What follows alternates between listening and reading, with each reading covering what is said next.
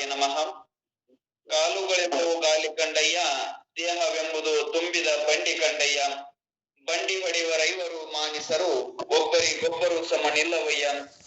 ಅದರಿಚ್ಛೆಯ ನಡೆದು ಹಡೆಯ ತಿರ್ತಡೆ, ಅದರಚ್ಚು ಮುರಿಯಿತು ಕಾಣ ಗುಹೇಶ್ವರ. ಶರಣ ವಿಚಾರ ವಾಹಿನಿ ಹಾರುಗೆರಿ ಇವರ ಸಹಯೋಗದಲ್ಲಿ ಹಮ್ಮಿಕೊಂಡಿರುವ ಗೂಗಲ್ ಮೀಟ್ ವೆಬಿನಾರ್ ಕಾರ್ಯಕ್ರಮ ಶಿವಯೋಗ ಸಾಧನೆ ಹಾಗೂ ವಚನ ಚಿಂತನೆ ಕಾರ್ಯಕ್ರಮದಲ್ಲಿ ನಾವು ನೀವೆಲ್ಲರೂ 90ನೇ ದಿನದಲ್ಲಿ ಪಾದಾರ್ಪಣೆ ಮಾಡಿದ್ದೇವೆ. ಈ 90ನೇ ದಿನದ ಕಾರ್ಯಕ್ರಮದಲ್ಲಿ ನಿಮಗೆಲ್ಲರಿಗೂ ಉರಿಯ ಗದ್ದುಗೆಯ ಮೇಲೆ ಪರಮ ಪೂಜ್ಯ ಶ್ರೀ ಡಾಕ್ಟರ್ ಲಿಂಗೈಕ್ಯ ಸಿದ್ಧಲಿಂಗ ಮಹಾಸ್ವಾಮಿಗಳವರ ಜೀವನ ಚರಿತ್ರೆಯ ಅನುಭವಾಮೃತವನ್ನ ದಯಪಾಲಿಸಲಿರುವ ಗುರುಗಳಾದ PR ಪೊಲೀಸ್ ಪಾಟೀಲ್ ಗುರುಗಳಿಗೆ ಶರಣ ವಿಚಾರ ವಾಹಿನಿಯ ಪರವಾಗಿ, ತಮ್ಮೆಲ್ಲರ ಪರವಾಗಿ ಹಾಗೂ ವೈಯಕ್ತಿಕವಾಗಿ ತುಂಬ ಹೃದಯದ ಸ್ವಾಗತ ಕೋರುತ್ತೇನೆ. ಅದರಂತೆ ಇವತ್ತಿನ ಕಾರ್ಯಕ್ರಮದಲ್ಲಿ ನಿಮಗೆಲ್ಲರಿಗೂ ನಿಸರ್ಗೋಪಚಾರದ ಕುರಿತು ತಮ್ಮ ಅನುಭವಾಮೃತವನ್ನ ದಯಪಾಲಿಸಲಿರುವ ಗುರುಗಳಾದ MG ಮುಳ್ಕೂರ್ ಗುರುಗಳಿಗೂ ಕೂಡ ಶರಣ ವಿಚಾರ ವಾಹಿನಿಯ ಪರವಾಗಿ, ತಮ್ಮೆಲ್ಲರ ಪರವಾಗಿ ಹಾಗೂ ವೈಯಕ್ತಿಕವಾಗಿ ತುಂಬ ಹೃದಯದ ಸ್ವಾಗತ ಬಯಸುತ್ತೇನೆ. ಈ ಗೂಗಲ್ ಮೀಟ್ ವೆಬಿನಾರ್ ಕಾರ್ಯಕ್ರಮದ ನೇತೃತ್ವ ಸ್ಥಾನವನ್ನ ವಹಿಸಿರುವಂತಹ ಹಿರಿಯರು, ಶರಣ ಜೀವಿಗಳು, ನಮಗೆಲ್ಲರಿಗೂ ಮಾರ್ಗದರ್ಶಕರು, ಶರಣ ವಿಚಾರ ವಾಹಿನಿ ಅಧ್ಯಕ್ಷರಾದ ಪರಮ ಪೂಜ್ಯ ಶ್ರೀ ಆಯಾರ್ ಮಠಪತಿ ಗುರುಗಳಿಗೆ ಕೂಡ ಶರಣ ವಿಚಾರ ವಾಹಿನಿಯ ಪರವಾಗಿ, ತಮ್ಮೆಲ್ಲರ ಪರವಾಗಿ ಹಾಗೂ ವೈಯಕ್ತಿಕವಾಗಿ ತುಂಬ ಹೃದಯದ ಸ್ವಾಗತ ಬಯಸುತ್ತೇನೆ. ಅವರಿವರೆನ್ನದೇ ಇವತ್ತಿನ ಈ ಗೂಗಲ್ ಮೀಟ್ ವೆಬಿನಾರ್ ಕಾರ್ಯಕ್ರಮದಲ್ಲಿ ಭಾಗಿಗಳಾಗಿರುವಂತಹ ಎಲ್ಲಾ ಶರಣ ತಂದೆ ತಾಯಂದಿರಿಗೆ ಶರಣ ವಿಚಾರ ವಾಹಿನಿಯ ಪರವಾಗಿ ಹಾಗೂ ವೈಯಕ್ತಿಕವಾಗಿ ತುಂಬ ಹೃದಯದ ಸ್ವಾಗತ ಬಯಸುತ್ತೇನೆ. ಮೊದಲಿಗೆ ಇವತ್ತಿನ ಕಾರ್ಯಕ್ರಮವನ್ನ ವಚನ ಪ್ರಾರ್ಥನೆಯೊಂದಿಗೆ ಪ್ರಾರಂಭ ಮಾಡೋಣ.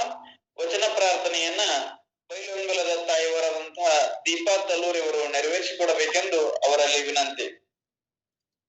ಓಂ ಶ್ರೀ ಗುರು ಬಸವಲಿಂಗಾಯ ನಮಃ. ಎಲ್ಲ ಶರಣ ತಂದೆ ತಾಯಿಗಳು ಶರಣು ಶರಣಾರ್ಥಿ.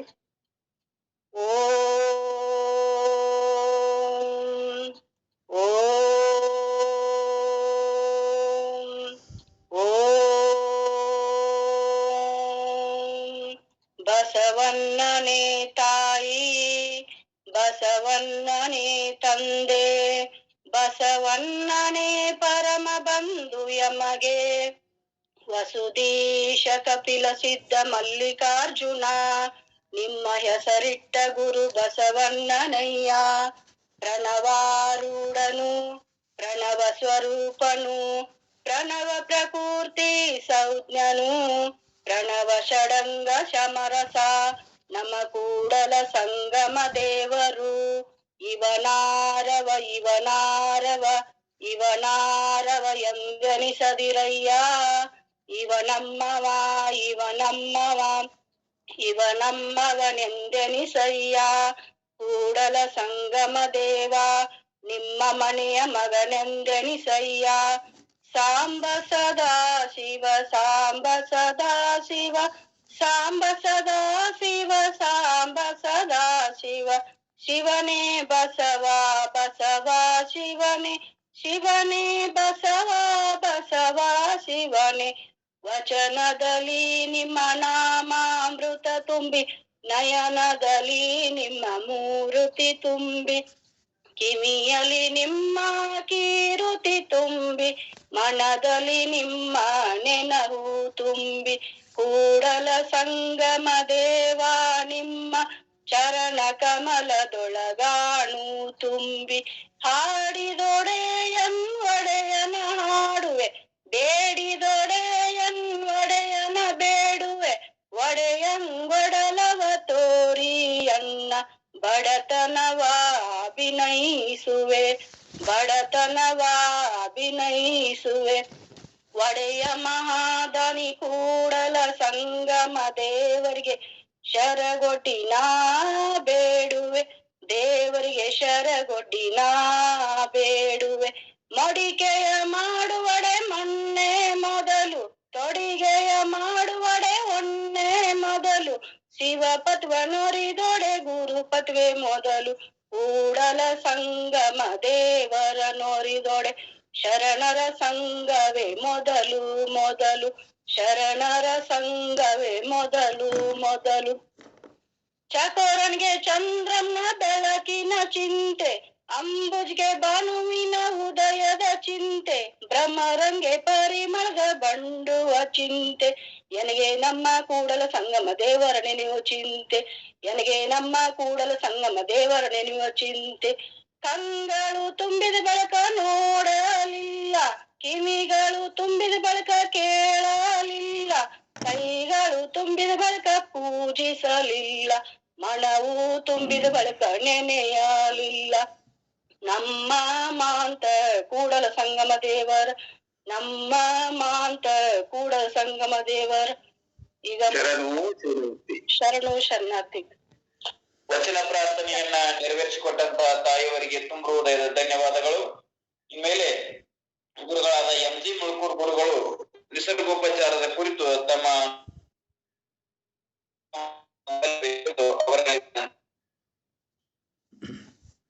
ದಯವಿಟ್ಟು ಮಧ್ಯ ಯಾರು ತಮ್ಮ ಕ್ಯಾಮ್ರಾಗಳನ್ನ ಹಾಗೂ ಮೈಕ್ ಗಳನ್ನ ಆನ್ ಮಾಡಬೇಡಿ.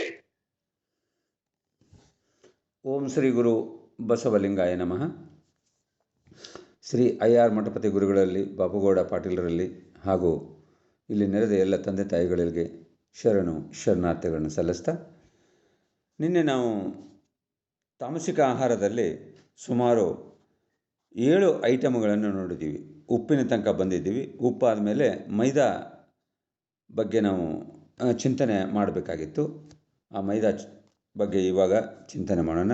ಮೈದಾ ಆದಮೇಲೆ ಸಕ್ಕರೆ, ಬೇಕರಿ ತಿಂಡಿಗಳು, ಮೊಟ್ಟೆ, ಮಾಂಸ, ಇವು ಇವತ್ತಿನ ಚಿಂತನೆಗೆ ತೆಗೆದುಕೊಂಡಂಥ ವಿಷಯಗಳು. ಮೈದಾ, ಉಪ್ಪು ನಿನ್ನೆ ತಪ್ಪು ಅಂತ ನೋಡಿದ್ದೀವಿ. ಅದು ಒಂದು ರೀತಿ ಬಿಳಿ ವಿಷ ಅಂತ ಹೇಳ್ತಾ ಇದ್ದಾರೆ. ಅದರ ಬಗ್ಗೆ ಆಗಿದೆ. ಮೈದಾ ಸಾಮಾನ್ಯವಾಗಿ ಬೇಕರಿ ಐಟಮ್ಸ್ ಎಲ್ಲ ಈ ಮೈದಾದಿಂದ ಮಾಡ್ತಾರೆ. ಮೈದಾ ಹೇಗೆ ಉತ್ಪನ್ನ ಆಗುತ್ತೆ ಅಂದರೆ, ಗೋಧಿಯನ್ನು ಒಳಗಡೆ ಮೇಲ್ಗಡೆ ಗೋಧಿಯಲ್ಲಿ ನಾವು ಆಗಲೇ ಮೊಳಕೆ ಕಾಳು ಬಂದಾಗ ಹಿಂದಿನ ಒಂದು ಕ್ಲಾಸನ್ನು ಜ್ಞಾಪಿಸಿಕೊಳ್ಳಿ. ಗೋಧಿ ಒಂದು 7 ಲೇಯರ್ ಇರುತ್ತೆ ಅಂತ ಹೇಳ್ತಾ ಇದ್ದಾರೆ. ಗೋಧಿ ಮೇಲ್ಗಡೆ 7 ಲೇಯರ್ ಇರ್ತದೆ. ಒಂದು ಆದಮೇಲೆ ಪದರು ಅಥವಾ ಸಿಪ್ಪೆ ಅಂತ ನಾವು ಕರಿತೀವಿ. ಅದಷ್ಟೇ 7 ಪದರು ಇರ್ತದಂತ. ತಾಯಂದಿರು ನೋಡಿ, ಈಗ ನಮ್ಮ ಏನು ಗೋಧಿ ಹುಗ್ಗಿ ಮಾಡೋ ಸಂದರ್ಭದಲ್ಲಿ ಗೋಧಿಯನ್ನು ಸ್ವಲ್ಪ ನೆನೆಸೋ ಅಥವಾ ತೊಳೆದೋ ಅದನ್ನು ಕುಟ್ಟಿ, ಅಂದರೆ ಅದು ಸಿಪ್ಪೆ ಸುಲಿಲಿ ಅಂತ, ಇಲ್ಲಾಂದರೆ ಹಾಗೆ ಹಾಕಿದರೆ ಗೋಧಿ ಕುದಿಯೋದಿಲ್ಲ ಅಂತ ಅವರು ಒಂದು 5-6 ಸಲ ಅದನ್ನು ಕುಟ್ಟಿಬಿಟ್ಟು ಆಮೇಲೆ ಅವರು ಗೋಧಿ ಹುಗ್ಗಿಯನ್ನು ಮಾಡ್ತಕ್ಕಂಥದ್ದು ನೋಡ್ತಾ ಇದ್ದೀವಿ. ಇವತ್ತು ನಮ್ಮಲ್ಲಿದೆ. ಯಾಕಂದರೆ ಅದರ ಸಿಪ್ಪೆ ಬಿಚ್ಚೋ ಸಲುವಾಗಿ. ಆ 7 ಲೇಯರು ಇರೋ ಗೋಧಿ ತೆಗೆದು ಒಳಗಡೆ ಇರೋ ಕಾರ್ಬೋಹೈಡ್ರೇಟು, ಆ ಕಾರ್ಬೋಹೈಡ್ರೇಟು ಅಂಟು ಥರ ಇರ್ತದೆ.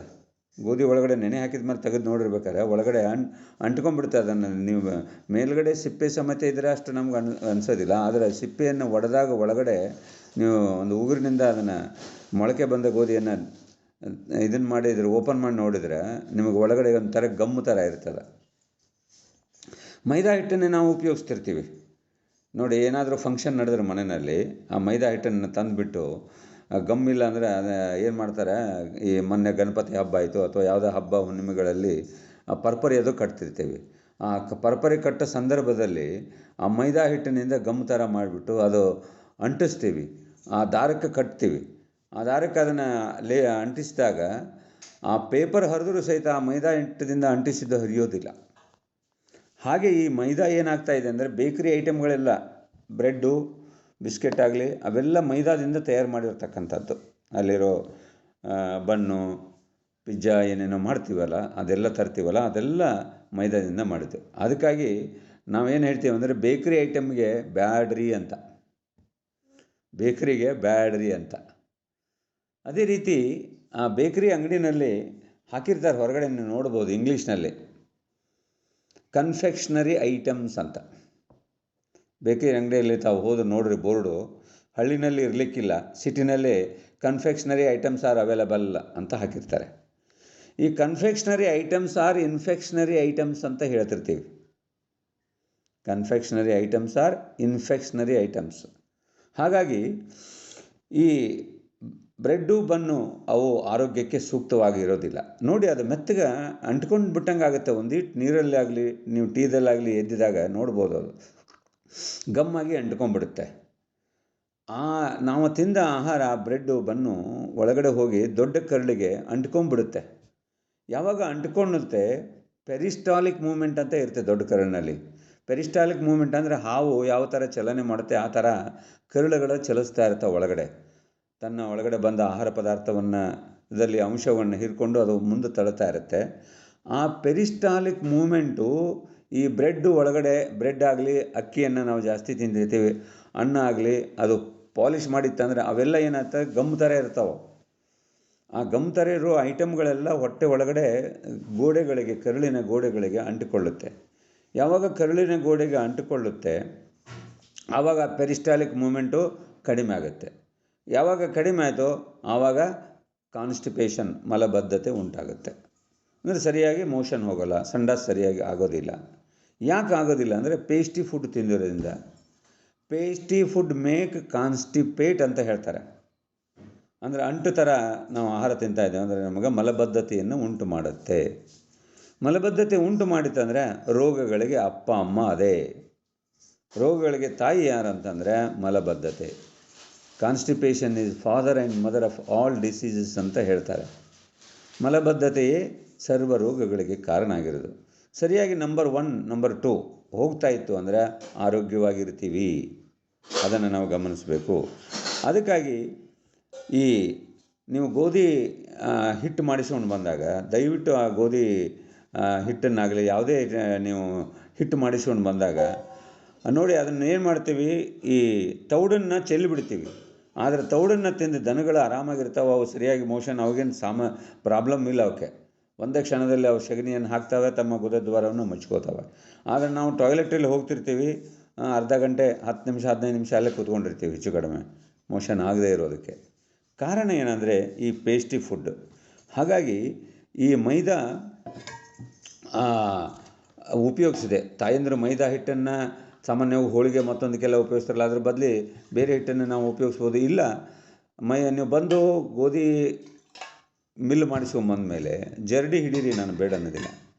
ಜರಡಿ ಹಿಡಿದುಬಿಟ್ಟು ತದನಂತರದಲ್ಲಿ ಆ ಕಸ ಕಡ್ಡಿ ಏನಾರು ಇತ್ತು ಮೇಲೆ ತೌಡು ಇರ್ಬೋದು, ಆ ತೌಡಿನಲ್ಲಿ ಕಸ ಕಡ್ಡಿ ಇದ್ದರೆ ಅಥವಾ ಏನಾದರೂ ಕಪ್ಪಾಗಿ ಏನಾದರೂ ಬಿದ್ದಿದ್ದರೆ ಅದನ್ನು ತೆಗೆದು ಹಾಕಿ ಮತ್ತು ಆ ತೌಡನ್ನು ಆ ಹಿಟ್ಟಿನ ಜೊತೆನೇ ಸೇರಿಸಿ. ಜೋಳದ ಇದನ್ನು ನಾವು ಹಾಗೆ ಮಾಡ್ತೀವಿ, ಜೋಳದ ಜರಡಿ ಹಿಡಿದು ನಾವು ತೆಗಿತಿರ್ತೀವಿ, ಆ ತೌಡನ್ನು ತೆಗೆದು ಹೋಗ್ತಾ ಇರ್ತೀವಿ. ತೌಡನ್ನು ತೆಗೆದು ಹೋಗಿರಬಾರ್ದು. ಮತ್ತು ತೌಡನ್ನು ಹಿಟ್ಟಿಗೆ ಮಿಕ್ಸ್ ಮಾಡಿಕೊಂಡು ನಿಮ್ಮ ರೊಟ್ಟಿನೋ ಅಥವಾ ಬೇರೆ ಏನು ಮಾಡ್ತಿರೋ ಐಟಮ್ಸನ್ನು ಮಾಡಿ ಚಪಾತಿನೋ ಅದರಲ್ಲಿ ಮತ್ತು ಆ ಹಿಟ್ಟನ್ನು ಇರಲಿ. ಸ್ವಲ್ಪ ಆ ಹಿಟ್ಟನ್ನು ಹಾಕಿರೋದು ಹೊಟ್ಟನ್ನು ಹಾಕಿರೋದಂಥ ತೌಡಿನ ರೊಟ್ಟಿಗಳು, ತೌಡನ್ನು ಹಾಕಿರ್ತಕ್ಕಂಥ ಚಪಾತಿ ಆಗಲಿ ರೊಟ್ಟಿಗಳು ರಾಗಿದಾಗಲಿ ಅವು ಸ್ವಲ್ಪ ರುಚಿ ಕಡಿಮೆ ಇರ್ಬೋದು. ಅದಕ್ಕೆ ಸ್ವಲ್ಪ ರುಚಿಯಾಗಿ ಬೇಕಾದ್ರೆ ಪಲ್ಯಗಿಲ್ಲ ಮಾಡ್ಕೊಂಡು ತಿನ್ನಿ, ತೊಂದರೆ ಇಲ್ಲ. ಆ ರೀತಿಯಾಗಿ ಈ ಆದಷ್ಟು ಈ ಬ್ರೆಡ್ ಅದು ತಿನ್ನಬೇಕು ಸರ್, ನಮ್ಮ ಯಾರೋ ಕೊಟ್ಟಿರ್ತಾರೆ, ನಾವು ಸಾಮಾನ್ಯವಾಗಿ ತರೋದಿಲ್ಲ. ಕಾಯಿಲೆ ಇದ್ದಾಗ ಅವು ಬ್ರೆಡ್ ತಿನ್ನಲೇಬಾರದು. ಆದರೆ ಪೇಷಂಟಿಗೆ ಇವತ್ತು ದುರ್ದೈವ ಏನಾಗುತ್ತೆ ಅಂದರೆ ಯಾರೋ ಕಾಯಿಲೆ ಇದ್ದಾರೆ ಅಂದರೆ ನೋಡ್ಲಿಕ್ಕೆ ಹೋದವರು ಬ್ರೆಡ್ ತೊಗೊಂಡು ಹೋಗ್ತಿರ್ತಾರೆ. ಆ ಬ್ರೆಡ್ಡನ್ನು ದಯವಿಟ್ಟು ಒಯ್ಯಬೇಡ್ರಿ, ಹಣ್ಣು ತೊಗೊಂಡು ಹೋಗಿಬೇಕಾದ್ರೆ ಬ್ರೆಡ್ ಬದಲಿ ಬ್ರೆಡ್ ತಿನ್ನಬೇಕಂತಿದ್ರೆ ನೀವು ಆರೋಗ್ಯವಂತರಿದ್ದಾಗ ಆ ಬ್ರೆಡ್ಡಿನ ಜೊತೆಗೆ ಈ ಸೌತೆಕಾಯಿ, ಕ್ಯಾರೆಟು ಅವುಗಳನ್ನು ಮಧ್ಯದಲ್ಲಿ ಸೊಪ್ಪುಗಳೇನಾರು ಇದ್ದರೆ ಅವುಗಳನ್ನು ಮಧ್ಯದಲ್ಲಿ ಸೇರಿಸಿಕೊಂಡು ಸ್ಯಾಂಡ್ವಿಚ್ ಅಂತ ಮಾಡ್ತೀವಿ ನೋಡಿ, ಆ ಥರ ಬೇಕಾದ್ರೆ ಮಾಡ್ಕೊಂಡು ತಿನ್ನಿ. ಅಥವಾ ಬ್ರೌನ್ ಬ್ರೆಡ್ ಅಂತ ಬರ್ತಾಯಿದೆ, ಆ ಬ್ರೌನ್ ಬ್ರೆಡ್ ಪರವಾಗಿಲ್ಲ, ಬ್ರೌನ್ ಬ್ರೆಡ್ಡನ್ನು ಉಪಯೋಗಿಸಿರಿ. ಡಯಾಬಿಟಿಕ್ ಬ್ರೆಡ್ ಅಂತ ಬರ್ತಾಯಿದೆ, ಅವು ಸ್ವಲ್ಪ ಸಪ್ಪಗೆ ಇರ್ತದೆ, ಪರವಾಗಿಲ್ಲ. ಸೊ ಆ ಬ್ರೌನ್ ಬ್ರೆಡ್ ಆಗಲಿ ಅಥವಾ ಕಾಳುಗಳನ್ನು ಮೊಳಕೆ ಕಾಳೇನಾರು ಮಾಡಿದರೆ ಅವುಗಳನ್ನು ಮಧ್ಯದಲ್ಲಿ ಇಟ್ಕೊಂಡು ಸ್ಯಾಂಡ್ವಿಚ್ ಥರ ಮೇಲೊಂದು ಪೀಸು ಕೆಳಗೊಂದು ಪೀಸು ಇಟ್ಕೊಂಡು ಒಂದಿಷ್ಟು ಟೊಮೆಟೊ ಸ್ಲೈಸು ಅದಕ್ಕೆ ಈರುಳ್ಳಿ ಸ್ಲೈಸು ಹಾಕಿಬಿಟ್ಟು ಕೊತ್ತಂಬರಿ ಕರಿಬೇವು ಹಿಂಗೆ ಹಾಕಿ ಮಾಡ್ತಿರ್ತಾರೆ. ಆ ಥರ ಒಂದು ಫೈಬರ್ ಐಟಮ್ ಇರ್ತಕ್ಕಂಥದ್ದು ಆ ಬ್ರೆಡ್ ಜೊತೆ ಇರಲಿ. ನೀವು ತಿನ್ನಲೇಬೇಕು ಅಂತ ಇಷ್ಟ ಇದ್ದರೆ ಆ ರೀತಿ ನಾವು ತಿನ್ಬೋದು. ಯಾಕಂದರೆ ಐಟಮ್ಸ್ ಎಲ್ಲ ಇದೆ ಸರ್, ನಾವು ತಿನ್ನದೇ ಹೆಂಗಿರೋದಾಗತ್ತೆ ಅಂತ. ಆದರೆ ತಿನ್ನಿ, ನಾನು ಬೇಡ ಅನ್ನೋದಿಲ್ಲ, ಆ ರೀತಿ ಮಾಡ್ಕೊಂಡು ತಿನ್ನಿ. ಆದರೆ ಆ ಬ್ರೆಡ್ಡನ್ನು ಹುಷಾರಿಲ್ಲದೆ ಇದ್ದಾಗ, ಕಾಯಿಲೆ ಇದ್ದಾಗ, ಜ್ವರ ಇದ್ದಾಗ, ನೆಗಡಿದ್ದಾಗ, ಕೆಮ್ಮಿದ್ದಾಗ ಬ್ರೆಡ್ ಐಟಮು ಒಳ್ಳೆಯದಲ್ಲ. ಇನ್ನು ಪಾರ್ವತಿ ತಾಯಿಯವರು ತುಂಬ ಚೆನ್ನಾಗಿ ನಿನ್ನೆ ಅಮೃತ ಆಹಾರ ನೋಡಿ ಬಹಳ ಖುಷಿಯಾಯಿತು. ಪಾರ್ವತಮ್ಮ ಪಾಟೀಲ್ ಅವರು, ಮಹಾದೇವಿ ಪಾಟೀಲ್ ಅವರು ಅದ್ಭುತವಾದ ಒಂದು ಅಡುಗೆಯನ್ನು ಅಮೃತ ಆಹಾರವನ್ನು ತಯಾರು ಮಾಡಿ ಅದನ್ನು ಹಾಕಿದ್ದಾರೆ. ನಮ್ಮ ಆರ್ ಮಠಪತಿ ಸರ್ ಗ್ರೂಪಲ್ಲಿ ಇದೆ, ಅದ್ಭುತವಾದ ಮಾಡಿದ್ದಾರೆ ನೋಡಿ. ಹಂಗೆ ಪ್ರತಿಯೊಬ್ಬರು ಮಾಡಲಿಕ್ಕೆ ಶುರು ಮಾಡಿ ನೋಡಿ. ಅವರು ಆಹಾರ ಊಟ ಮಾಡ್ತಾಯಿದ್ರು ನೋಡಿ, ಭಾಳ ಖುಷಿ ಆಗ್ತಾಯಿತ್ತು. ಎಲ್ಲರೂ ಸೇರಿ ಒಂದು 4 ಜನ ಮಾಡ್ತಾಯಿದ್ರು. ಅಂಥ ಅಮೃತ ಆಹಾರದ ನಿಮ್ಮ ಮನೆಯಲ್ಲಿ ಅಮೃತ ಆಹಾರದ ಅಡುಗೆ ಶುರು ಆಯಿತು ಅಂದರೆ ಕಾಯಿಲೆಯಿಂದ ಮುಕ್ತ ಆಯಿತು ಆ ಕುಟುಂಬ ಅಂತ ನಾವು ಕರಿಬೇಕು. ಅದಕ್ಕಾಗಿ ಈ ಅಡುಗೆ ಮನೆಯೇ ಔಷಧಾಲಯ ಆಗಬೇಕು. ಆ ಔಷಧಾಲಯ ಮಾಡಲಿಕ್ಕೆ ತಾಯಂದಿರು ಈ ಬಗ್ಗೆ ತಿಳ್ಕೊಂಬಿಟ್ಟು ಒಂದು ಆಹಾರವನ್ನು ಚೇಂಜ್ ಮಾಡಿ. ಎರಡು ಮಧ್ಯಾಹ್ನ ರಾತ್ರಿ ಬೇಕಾದ್ರೆ ಬಿಡಿ, ಬೆಳಗಿಂದರೇ ಚೇಂಜ್ ಮಾಡಿ, ಇಲ್ಲ ಮಧ್ಯಾಹ್ನದರೇ ಚೇಂಜ್ ಮಾಡಿ, ಇಲ್ಲ ರಾತ್ರಿಗಾರ ಚೇಂಜ್ ಮಾಡಿ. ಒಂದು ಆಹಾರ ನಿಮ್ಮ ಮನೆಯಲ್ಲಿ ಈ ಅಮೃತ ಆಹಾರ ಪ್ರಯೋಗ ಮಹಾದೇವಿ ಪಾಟೀಲ್ ಅವರು ಏನು ತೋರಿಸಿದಾರಲ್ಲ, ಅದನ್ನು ಶುರು ಮಾಡಿರಿ. ನಾನು ಅವ್ರನ್ನ ನೋಡೋಣ, ಸಾಧ್ಯ ಆದರೆ ಬಸವ ಟಿ ವಿನಲ್ಲಿ ಕರ್ಕೊಂಡೋಗಿ ಇದನ್ನು ಇಂಟ್ರೊಡ್ಯೂಸ್ ಮಾಡಬೇಕಂತ ಭಾಳ ದಿವಸದಿಂದ ಕನಸಿದೆ ನನಗೆ. ಆ ಟಿ ವಿನಲ್ಲಿ ಅಡುಗೆದೊಂದು ಕಾರ್ಯಕ್ರಮ, ಒಂದೊಂದೇ ಐಟಮನ್ನು ಒಂದೊಂದು ಅರ್ಧ ಗಂಟೆ ಅದರ ಬಗ್ಗೆ ಚಿಂತನೆ ಮಾಡಬೇಕಂತ ಯೋಚನೆ ಇದೆ. ನೋಡೋಣ, ಅದು ಅವ್ರ ಜೊತೆ ಮಾತಾಡ್ತಾ ಇಂಥ ಇದು ಕಾರ್ಯಕ್ರಮ ನಡೀಲಿ ಅಂತ ಹೇಳ್ತಾ, ವೇಳೆ ಆಗಿರೋದ್ರಿಂದ ಮತ್ತೆ ಮುಂದಿನ ವಿಷಯವನ್ನು ನಾಳೆ ತಗೊಳ್ಳೋಣ ಅಂತ ಹೇಳ್ತಾ, ಸರ್ವರಿಗೂ ಶರಣಾರ್ಥಿ. ಇಲ್ಲಿವರೆಗೆ ಶ್ರೀ MG ಮುಳುಕೂರ್ ಅವರು 5 ವಿಷಯಗಳಲ್ಲಿ ಒಂದಾಗಿರುವಂತಹ ಮೈದಾ, ಇದರ ವಿಪರೀತವಾಗಿರುವಂತಹ ಪರಿಣಾಮಗಳನ್ನ ನಾವೆಲ್ಲ ಕಂಡುಕೊಂಡಿವಿ. ಅದನ್ನು ಅವರು ವಿಸ್ತೃತವಾಗಿ ತಿಳಿಸಿಕೊಟ್ಟಿದ್ದಾರೆ. ಹೌದು, ಮೈದಾ ಗೋಧಿಯಿಂದ ಮಾಡಿದ್ರೂ ಕೂಡ ಅದರಲ್ಲಿರುವಂತಹ ನಾರಿನಾಂಶವನ್ನೆಲ್ಲ ತೆಗೆದು ಅದಕ್ಕೆ ಅಲೆಕ್ಸಾನ್ ಅನ್ನುವಂತಹ ಒಂದು ರಾಸಾಯನಿಕ ದ್ರವವನ್ನು ಅದಕ್ಕೆ ಸಿಂಪರಣೆ ಮಾಡುವುದರಿಂದ ಅದರಲ್ಲಿ ಸಾಫ್ಟ್ನೆಸ್, ಮೃದುತನ ಹಾಗೂ ಬಿಳಿಯ ಬಣ್ಣ ಬರುವುದರಿಂದ ಅದನ್ನ ನಾವು ಬಹಳ ಚೆನ್ನಾಗಿ ತಿಂತೀವಿ. ಆದ್ರೆ ಅದನ್ನ ತಿನ್ನೋದ್ರಿಂದ ಆಗುವಂತ ದುಷ್ಪರಿಣಾಮಗಳ ಕುರಿತಾಗಿ ನಮಗೆ ಅರಿವು ಇರಲಿಲ್ಲ. ಆ ಅರಿವನ್ನು ಮೂಡಿಸಿದ್ದಾರೆ ಶ್ರೀ MG ಮುಳುಕೂರ್ ಅವರು. ಅವರಿಗೆ ಅನಂತ ಭಕ್ತಿಯ ಶರಣಾರ್ಥಿಗಳನ್ನು ಸಲ್ಲಿಸ್ತಾ, ನಿನ್ನಿನ ದಿವಸ ಮಹಾದೇವಿ ಪಾಟೀಲ್ ಅವರು ಬಹಳ ಚೆನ್ನಾಗಿ ಅಮೃತ ಆಹಾರವನ್ನ ತಯಾರು ಮಾಡಿದ್ರು. ಒಂದು 4 ರೀತಿ ಕೋಸಂಬರಿಗಳನ್ನ ಮಾಡಿದ್ರು. ಆಮೇಲೆ ಬೀಟ್ರೂಟ್ ನಿಂದ ಒಂದು ಸಿಹಿ ಪದಾರ್ಥ ಮಾಡಿದ್ರು. ಬಹಳ ಚೆನ್ನಾಗಿ ತಯಾರಾಗಿತ್ತು. ನಿನ್ನೆ ಅವರು ನಮ್ಮನ್ನೆಲ್ಲ ಕರೆದು ಆ ಪ್ರಸಾದವನ್ನ ಎಡೆ ಮಾಡಿದರು. ಅದರಷ್ಟು ಅಮೃತ ಬೇರೊಂದಿಲ್ಲ ಅನ್ನೋದನ್ನು ಕೂಡ ನಾವು ನಿನ್ನಿನ ದಿವಸ ಆಸ್ವಾದನೆ ಮಾಡೀವಿ. ಗೋಧಿಯನ್ನ 12 ತಾಸುಗಳವರೆಗೆ ನೆನೆ ಹಾಕಿ 3 ದಿನಗಳವರೆಗೆ ಅದನ್ನ ಮೊಳಕೆ ಬರಲು ಬಿಟ್ಟು ಆ ಗೋಧಿಯಿಂದ ಪಾಯಸವನ್ನು ತಯಾರು ಮಾಡಿದ್ದು ಬಹಳ ಅದ್ಭುತವಾಗಿತ್ತು. ಎಲ್ಲಾ ಫೈಬರ್ ಅದರಲ್ಲಿ ಇರೋದ್ರಿಂದ ದೇಹಕ್ಕೆ ಒಂದು ಹೊಸ ಚೈತನ್ಯ ಕೂಡ ಬಂದಂತಾಯಿತು ಅನ್ನೋದನ್ನ ನಾನು ಬಹಳ ಸ್ಪಷ್ಟವಾಗಿ ಹೇಳ್ತಾ ಇದ್ದೇನೆ. ಆ ತಾಯಿಯವರಿಗೆ ಇನ್ನಷ್ಟು ವಿಶ್ವಗುರು ಬಸವಣ್ಣ ಆ ರಟ್ಟೆಯಲ್ಲಿ ಹೆಚ್ಚಿನ ಶಕ್ತಿಯನ್ನು ಕೊಡಲಿ. ಅವರ ವಿದ್ವತ್ತ ಅದು ಅನಾವರಣವಾಗಲಿ, ನಾಡಿನ ತುಂಬೆಲ್ಲ ಅದ ಪ್ರಸಾರವಾಗಲಿ ಅಂತ ತಿಳ್ಕೊಂಡು ನಾನು ಕೂಡ ಈ ಸಂದರ್ಭದಲ್ಲಿ ಆಶಿಸ್ತಾ ಅವರಿಗೆ ಅಭಿನಂದನೆಗಳನ್ನ ಸಲ್ಲಿಸ್ತಾ ಇದ್ದೇನೆ. ಅವರಿಗೆ ಭಕ್ತಿಯ ಶರಣಾರ್ಥಿಗಳು. ಈಗಾಗಲೇ ಸಮಯ 5:33 ಆಗಿದೆ. ಶ್ರೀ ಬಾಪುಗೌಡ ಪಾಟೀಲ್ ಅವರು ಪೂಜ್ಯ ಲಿಂಗೈಕ್ಯ ಡಾಕ್ಟರ್ ಜಗದ್ಗುರು ಸಿದ್ಧಲಿಂಗ ಮಹಾಸ್ವಾಮಿಗಳವರ ಜೀವನ ಚರಿತ್ರೆ ಆಧಾರಿತವಾಗಿರುವ ಉರಿಯ ಗದ್ದುಗೆ ಆ ಕಾದಂಬರಿಯ ಮುಂದಿನ ಅಧ್ಯಾಯಗಳನ್ನ ಅವರು ಎಡೆ ಮಾಡ್ಲಿ ಅಂತ ತಿಳ್ಕೊಂಡು ಅವರಲ್ಲಿ ಭಿನ್ನ.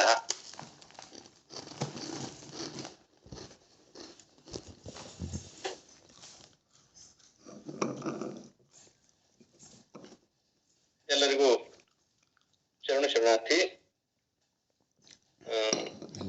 ಇರಯವೇ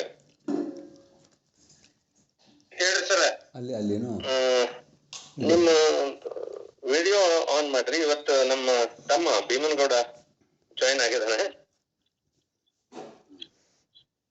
ಒಂದ್ ಸೆಕೆಂಡ್ ರೀ. ಹೇಳ್ರಿ ಶರಣಾರ್ಥಿ ಸರ್. ಶರಣಾರ್ಥಿ ತಾಳಿಕೋಟೆಯಲ್ಲಿದ್ದೆ. ಹ್ಞೂ ಇವತ್ತು ಜಾಯಿನ್ ಮಾಡಿಸ್ಕೊಂಡಿದ್ದೀನಿ ಇದ್ರೊಳಗೇನೆ. ನೆನ್ಪ್ ಮಾಡ್ಕೊಂಡ. ನಮಸ್ಕಾರ ಸರ್. ಶರಣಾರ್ಥಿ. ಕಾರ್ಯಕ್ರಮ ಮುಗಿದ ಮೂಲಕ ನೀವು ವಿಡಿಯೋ ಕೂಡ ಆನ್ ಮಾಡ್ರಿ, ಅವಾಗ ಮಾತಾಡೋಣ. ಶರಣಾರ್ಥಿ.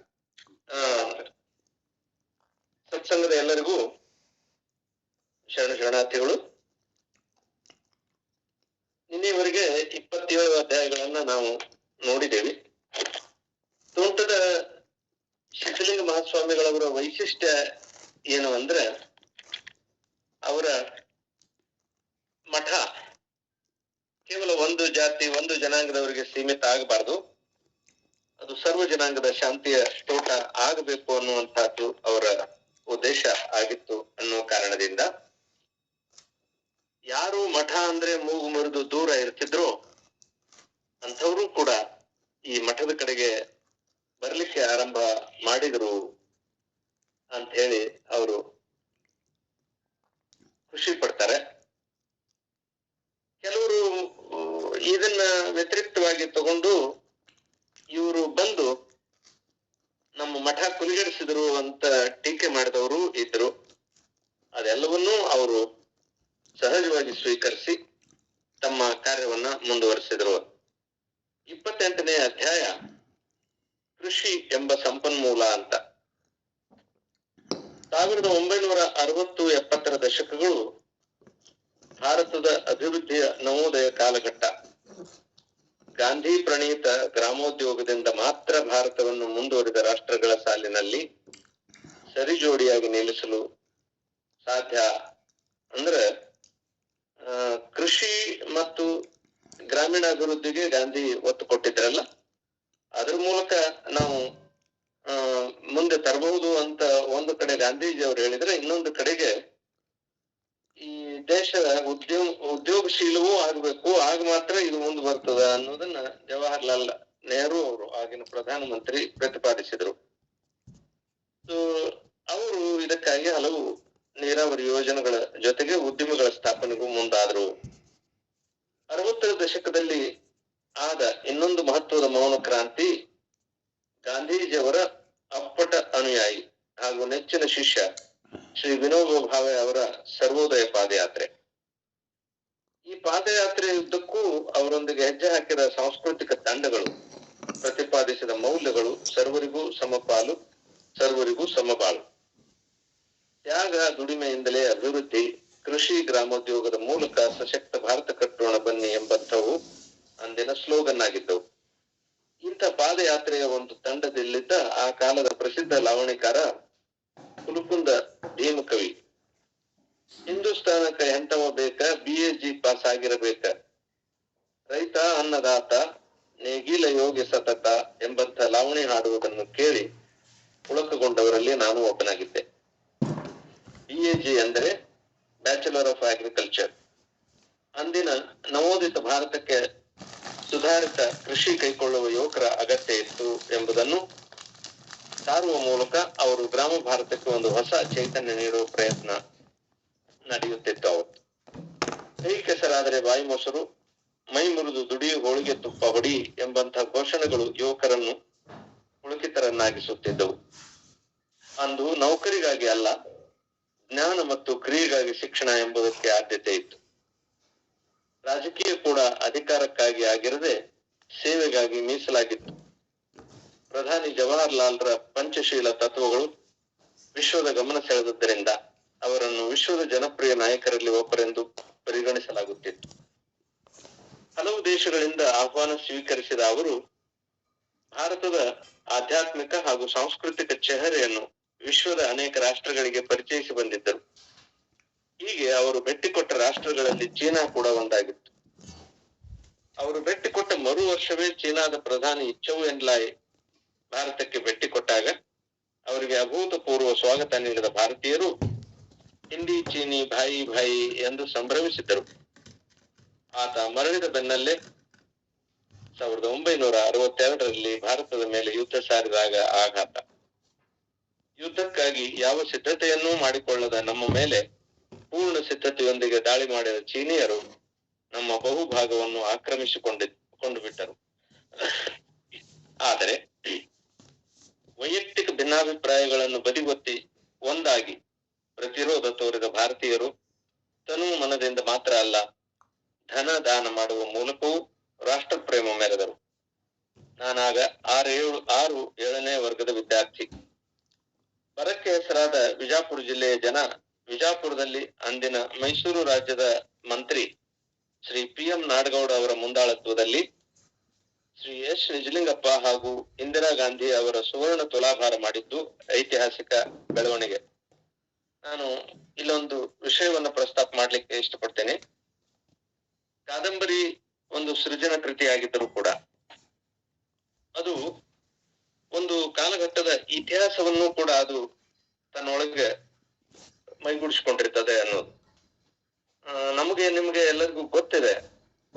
ಸುಮಾರು ನಾವು 60-70 ದಶಕದ 70 ವಯಸ್ಸಿನ ಆಸ್ಪಾಸಿನಲ್ಲಿರುವವರು ಈ ಘಟನೆಯನ್ನ ನಾವು ಕಣ್ಣಾರೆ ನೋಡಿದೀವಿ. ಬಿಜಾಪುರದಲ್ಲಿ ಹಿಂದಿನ ನಮ್ಮ ಮುಖ್ಯಮಂತ್ರಿಗಳಾಗಿದ್ದಂತಹ ಎಸ್ ನಿಜಲಿಂಗಪ್ಪನವರ ಮತ್ತು ಇಂದಿರಾ ಗಾಂಧಿ ಅವರ ಸುವರ್ಣ ತುಲಾಭಾರ ಅಂದ್ರೆ ಚಿನ್ನದಿಂದ ಅವರನ್ನ ತೂಗಿದವರು. ಅಂದ್ರೆ ಬರದ ನಾಡಾಗಿದ್ರು ಕೂಡ ಇದು ಎಂಥ ಒಂದು ಅದ್ಭುತವಾದಂತಹ ದೇಶ ಪ್ರೇಮವನ್ನ ಮೆರೆದಿತ್ತು ಆಗುತ್ತೋ ಅನ್ನೋದನ್ನ ನಾನು ಇಲ್ಲಿ ಪ್ರಸ್ತಾಪ ಮಾಡಿದ್ದೇನೆ. ಅದಕ್ಕೇನೆ ಈ ಕಾದಂಬರಿಯ ಉದ್ದಕ್ಕೂ ಆ ಕಾಲಘಟ್ಟದ ಒಂದು ಇತಿಹಾಸ ಕೂಡ ಅನಾವರಣ ಆಗ್ತಾ ಇದೆ ಅನ್ನೋದನ್ನ ತಮ್ಮ ಗಮನಕ್ಕೆ ತರ್ತಾ, ಸಂಯುಕ್ತ ರಾಷ್ಟ್ರ ಸಂಘದ ಮಧ್ಯಪ್ರವೇಶದಿಂದ ಯುದ್ಧ ವಿರಾಮ ಘೋಷಣೆಯಾಯಿತಾದರೂ ಮಿತ್ರದ್ರೋಹದ ಆಘಾತದಿಂದ ಹೊರಬರಲಾರದೆ ಜವಾಹರ್ಲಾಲ್ ನೆಹರು ಅವರು 1964ರಲ್ಲಿ ಕೊನೆಯುಸಿರೆಳೆದರು. ತನಗೆ ಪರ್ಯಾಯವೇ ಇಲ್ಲವೆಂಬಂತೆ 18 ವರ್ಷ ಕಾಲ ಭಾರತದ ಪ್ರಧಾನಮಂತ್ರಿಯಾಗಿ ಆಡಳಿತ ನಡೆಸಿದ್ದ ನೆಹರು ನಂತರ ಯಾರು ಎಂಬ ಪ್ರಶ್ನೆ ಎದುರಾಯಿತು. ಆದರೆ ಭಾರತದ ಭಾಗ್ಯ ವಿಧಾತನಂತೆ ರಾಜಕೀಯ ಪರದೆ ಮೇಲೆ ಅಂದು ಗೋಚರಿಸಿದ್ದು ಶ್ರೀ ಲಾಲ್ ಬಹದ್ದೂರ್ ಶಾಸ್ತ್ರಿ ಅವರು. ಅವರು ಅಧಿಕಾರ ಸ್ವೀಕರಿಸಿದಾಗ ಭಾರತ ಆರ್ಥಿಕ ಸಂಕಟದಲ್ಲಿತ್ತು.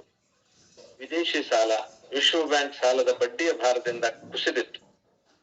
ತಮ್ಮ ದಕ್ಷ ಹಾಗೂ ಪ್ರಾಮಾಣಿಕ ಆಡಳಿತದಿಂದ ಅಗಾಧ ಸುಧಾರಣೆಗಳನ್ನು ತಂದ ಲಾಲ್ ಬಹದ್ದೂರ್ ಶಾಸ್ತ್ರಿ ಅವರು ನಮ್ಮ ವಿಜಾಪುರ ಜಿಲ್ಲೆಯ ಆಲಮಟ್ಟಿಗೆ ಬಂದು ಕೃಷ್ಣಾ ಮೇಲ್ದಂಡೆ ಯೋಜನೆಯ ಶಂಕುಸ್ಥಾಪನೆ ನೆರವೇರಿಸಿದ್ದು ಈ ಜಿಲ್ಲೆಗೆ ಮಾತ್ರ ಅಲ್ಲ, ಉತ್ತರ ಕರ್ನಾಟಕದ ಕೃಷಿಗೆ ಹೊಸ ಜೀವಸ್ಪರ್ಶ ಮಾಡಿದಂತಿತ್ತು. ಲಾಲ್ ಬಹದ್ದೂರ್ ಪ್ರಾಮಾಣಿಕ ಆಡಳಿತದ ಲಾಭ ಭಾರತಕ್ಕೆ ಮತ್ತು ಭಾರತೀಯರಿಗೆ ಕೈಗೆಟುಕಿ ಆನಂದಾನುಭವ ನೀಡುತ್ತಿದ್ದ ಹಂತದಲ್ಲೇ ಭಾರತದ ದಾಯಾದಿ ಪಾಕಿಸ್ತಾನ ಆಕ್ರಮಣ ಮಾಡಿತು. ಶಾಸ್ತ್ರೀಜಿ ಸ್ವಭಾವತಃ ಶಾಂತಿ ಪ್ರಿಯರು, ಆದರೆ ಅಗಾಧ ಸ್ವಾಭಿಮಾನಿಗಳು. ವಿನಾಕಾರಣ ನಮ್ಮ ಮೇಲೆ ದಾಳಿ ಮಾಡಿದ ಪಾಕಿಸ್ತಾನಕ್ಕೆ ನಾವು ಭಾರತೀಯರು ಶಾಂತಿಗೆ ಬದ್ಧರು, ಆದರೆ ನಮ್ಮ ಮೇಲೆ ಯಾರಾದರೂ ಆಕ್ರಮಣ ಮಾಡಿದರೆ ಯುದ್ಧಕ್ಕೂ ಸಿದ್ಧರು ಎಂಬ ದಿಟ್ಟ ಉತ್ತರ ನೀಡಿ ಪ್ರತಿ ದಾಳಿ ರೂಪಿಸಿದರು. ಮೊದಲೇ ಆರ್ಥಿಕ ಸಂಕಟದಲ್ಲಿದ್ದ ಈ ದೇಶಕ್ಕೆ ಇದೊಂದು ಅಧಿಕ ಮಾಸದಂತೆ ಅರಿಯಿತು. ಆದರೆ ಶಾಸ್ತ್ರೀಜಿ ಎದೆಗೊಂದಲಿಲ್ಲ. ದೇಶವನ್ನು ಉಳಿಸಲು ನಾವೇಕೆ ಚಿಕ್ಕ ಚಿಕ್ಕ ತ್ಯಾಗಗಳನ್ನು ಮಾಡಬಾರದು? ನಮ್ಮ ವೀರ ಯೋಧರಿಗಾಗಿ ವಾರದ ಒಂದು ಹೊತ್ತಿನ ಊಟ ಮಾಡದೆ ಅಷ್ಟು ಹಣವನ್ನು ರಾಷ್ಟ್ರೀಯ ರಕ್ಷಣಾ ನಿಧಿಗೆ ನಾನು ನೀಡುತ್ತೇನೆ ಎಂದು ಘೋಷಣೆ ಮಾಡಿ ಪ್ರತಿ ಸೋಮವಾರ ಸಂಜೆ ಉಪವಾಸ ವ್ರತ ಆರಂಭಿಸಿದಾಗ ಇಡೀ ದೇಶ ಅವರನ್ನು ಅನುಕರಿಸಿತು. ಅನ್ನದಾತ ರೈತ ಮತ್ತು ಗಡಿ ಕಾಯುವ ಯೋಧ ಇಬ್ಬರೂ ಈ ದೇಶದ 2 ಕಣ್ಣುಗಳು. ಅವುಗಳನ್ನು ಸಂರಕ್ಷಿಸುವ ಹೊಣೆ ನಮ್ಮದು. ಆದ್ದರಿಂದ ಇಂದಿನಿಂದ ನಮ್ಮ ಘೋಷಣೆ ಜೈ ಜವಾನ್ ಜೈ ಕಿಸಾನ್ ಎಂಬ ಕರೆ ನೀಡಿದರು. ಮುಂದೆ ನಮ್ಮ ಸೈನ್ಯದ ಕೈಯಲ್ಲಿ ಹಣ್ಣುಗಾಯಿ ನೀರುಗಾಯಿಯಾದ ಪಾಕಿಸ್ತಾನ ರಷ್ಯಾದ ಮೊರೆ ಹೋಯಿತು. ಅಂತಾರಾಷ್ಟ್ರೀಯ ಸಮುದಾಯದ ವಿನಂತಿಯನ್ನು ಮಾನ್ಯ ಮಾಡಿ ಯುದ್ಧ ವಿರಾಮ ಘೋಷಿಸಿದ ಶಾಸ್ತ್ರೀಜಿ ಲಾಹೋರ್ವರೆಗೂ ಹೋಗಿದ್ದ ನಮ್ಮ ಸೈನ್ಯವನ್ನು ಹಿಂದಕ್ಕೆ ಕರೆಸಿಕೊಂಡರು. ಮುಂದೆ ಅಂದಿನ ಪಾಕಿಸ್ತಾನದ ಸೇನಾ ಜನರಲ್ ಅಯೂಬ್ ಖಾನ್ ಶಾಂತಿ ಸಂಧಾನ ಏರ್ಪಡಿಸಲು ದುಂಬಾಲು ಬಿದ್ದ. ಆದ್ದರಿಂದ ರಷ್ಯಾದ ತಾಷ್ಕೆಂಟ್ನಲ್ಲಿ 10 ಜನವರಿ 1966ರಂದು ನಡೆದ ಒಪ್ಪಂದಕ್ಕೆ ಸಹಿ ಹಾಕಲು ಹೋದ ಶಾಸ್ತ್ರೀಜಿ ಸಹಿ ಹಾಕಿ ಮಲಗಿದವರು ಮೇಲೇಳಲಿಲ್ಲ. ಅವರ ಆ ನಿಗೂಢ ಸಾವಿನ ಬಗ್ಗೆ ಪ್ರೌಢಶಾಲಾ ವಿದ್ಯಾರ್ಥಿಗಳಾಗಿದ್ದ ನಾವು ಮಮ್ಮಲ ಮರುಗಿದ್ದೆವು. ಆದರೆ ಅವರು ಕರೆ ಕೊಟ್ಟ ಆ ಜೈ ಜವಾನ್ ಜೈ ಕಿಸಾನ್ ಘೋಷಣೆ ಮುಂದೆ ಹಲವು ವರ್ಷಗಳ ಕಾಲ ನಮ್ಮ ಕಿವಿಗಳಲ್ಲಿ ರಿಂಗಣಿಸುತ್ತಿತ್ತು. ಹೀಗೆ ನನ್ನ ವೈಯಕ್ತಿಕ ಬದುಕಿನಲ್ಲಿ ಅಚ್ಚಳಿಯದ ಪ್ರಭಾವ ಬೀರಿದ ಕೆಲವು ವ್ಯಕ್ತಿಗಳಲ್ಲಿ ಲಾಲ್ ಬಹದ್ದೂರ್ ಶಾಸ್ತ್ರಿ ಕೂಡ ಒಬ್ಬರಾಗಿ ಉಳಿದರು. ಅವರೊಂದಿಗೆ ಜೈ ಜವಾನ್ ಜೈ ಕಿಸಾನ್ ಘೋಷಣೆ ಕೂಡ.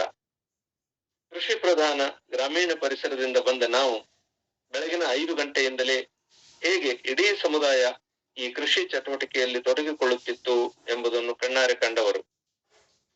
ನಸುಕಿನಲ್ಲಿ ಮನೆಯೊಳಗಿಂದ ಕೇಳಿ ಬರುವ ಬೀಸುಕಲ್ಲಿನ ಹಾಡುಗಳು, ಪಕ್ಕದ ತೋಟಗಳಿಂದ ತೂರಿ ಬರುತ್ತಿದ್ದ ಮೊಟ್ಟೆ ಹೊಡೆಯುವಾಗಿನ ಹಾಡುಗಳು, ನೇಗಿಲ ಹಾಡುಗಳು, ಸುಗ್ಗಿಯಲ್ಲಿ ತಡರಾತ್ರಿಯಿಂದ ಬೆಳತನಕ ಮಾಳಿಗೆ ಮೇಲೆ ಮಲಗಿಕೊಂಡು ಕೇಳಿಸಿಕೊಳ್ಳುತ್ತಿದ್ದ ಹಂತಿ ಹಾಡುಗಳು, ಪಕ್ಕದ ಹಳ್ಳಿಗಳಲ್ಲಿ ನಡೆಯುತ್ತಿರುವ ದೊಡ್ಡಾಟ, ಸಣ್ಣಾಟ, ಶ್ರೀಕೃಷ್ಣ ಪಾರಿಜಾತದ ಹಾಡುಗಳು, ಅದೆಂಥ ಆನಂದ ಹಾಗೂ ರೋಮಾಂಚನಕಾರಿಯಾದ ಕಿಶೋರಾವಸ್ಥೆಯ ದಿನಗಳು ನಮ್ಮವು. ಈ ದೇಶಿ ಸಾಂಸ್ಕೃತಿಕ ಸೃಷ್ಟಿಗಳಲ್ಲಿ ಬಹುತೇಕ ಕೃಷಿಗೆ ಸಂಬಂಧಪಟ್ಟವುಗಳೇ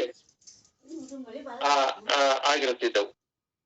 ಹೀಗಾಗಿ ನಾನು ನೇರ ಕೃಷಿಕ ಕುಟುಂಬದಿಂದ ಬಂದಿರದಿದ್ದರೂ ಆ ವ್ಯವಸ್ಥೆಯ ಒಂದು ಭಾಗವಾಗಿಯೇ ಬೆಳೆದದ್ದರಿಂದ ಡಂಬಳದಲ್ಲಿರುವ ನಮ್ಮ ಮಠದ ಹೊಲಗಳಲ್ಲಿ ಯಾಕೆ ಕೃಷಿ ಆರಂಭಿಸಿ ಒಳ್ಳೆಯ ಬೆಳೆ ತೆಗೆಯಬಾರದು, ನಮ್ಮ ಆರ್ಥಿಕ ಸಂಕಷ್ಟವನ್ನು ನೀಗಿಸುವ ಶಕ್ತಿ ಭೂಮಿ ತಾಯಿಗೆ ಇಲ್ಲವೇ ಎಂಬ ಆಲೋಚನೆ ಬಂತು. ನಮ್ಮ ಪೀಠ ಪರಂಪರೆಯ 17ನೆಯ ಜಗದ್ಗುರು ಶ್ರೀ ಗುರುಬಸವ ಸ್ವಾಮಿಗಳ ಕಾಲದಲ್ಲಿ ಕೃಷಿ ಅತ್ಯಂತ ಉತ್ಕೃಷ್ಟವಾಗಿತ್ತು ಎಂದು ಕೇಳಿ ಉತ್ತೇಜಿತನಾದ ನಾನು ಡಂಬಳಕ್ಕೆ ಹೋದೆ. ನಿತ್ಯ ಹೊಲಕ್ಕೆ ಹೋಗಿ ಕಪನಿ ಮೇಲೇರಿಸಿ ನಟ್ಟು ಕಡಿಯಲು ಆರಂಭಿಸಿದೆ. ಯಾಕೆಂದರೆ ಆಳು ಹಚ್ಚಿ ಕರಿಕೆ ಸ್ವಚ್ಛ ಮಾಡುವಷ್ಟು ಹಣ ಆಗಲಿ ಧಾನ್ಯವಾಗಲಿ ನಮ್ಮಲ್ಲಿ ಇರಲಿಲ್ಲ. ಅದಕ್ಕಾಗಿ ನಿಧಾನವಾಗಿ ಆದರೂ ಆದಷ್ಟು ಆಗಲಿ ಎಂದು ನಾನು ಆರಂಭಿಸಿದ್ದರಿಂದ ಮಠದ ಬೋರ್ಡಿಂಗ್ ನಲ್ಲಿದ್ದು ಓದುತ್ತಿದ್ದ ವಿದ್ಯಾರ್ಥಿಗಳು ಕೈ ಜೋಡಿಸಿದರು. ಹೀಗೆ ಗುದ್ದಲಿ ಕಂಡಕ್ಕೆ ಹೆದರಿದ ಕರಿಕೆ ಬೇರುಗಳು ಸರಸರನೆ ಹೊರಬಿದ್ದವು. ಮಠದಲ್ಲಿದ್ದ ಎತ್ತುಗಳನ್ನು ಸರಿಯಾಗಿ ಮೇಯಿಸಿ ಉಪಕರಣಗಳನ್ನು ರಿಪೇರಿ ಮಾಡಿಸಿ ಹಸನಾದ ಹೊಲದಲ್ಲಿ ಶೇಂಗಾ ಬಿತ್ತಿದೆವು. ಬೆಳೆ ಚೆನ್ನಾಗಿ ಬಂತು.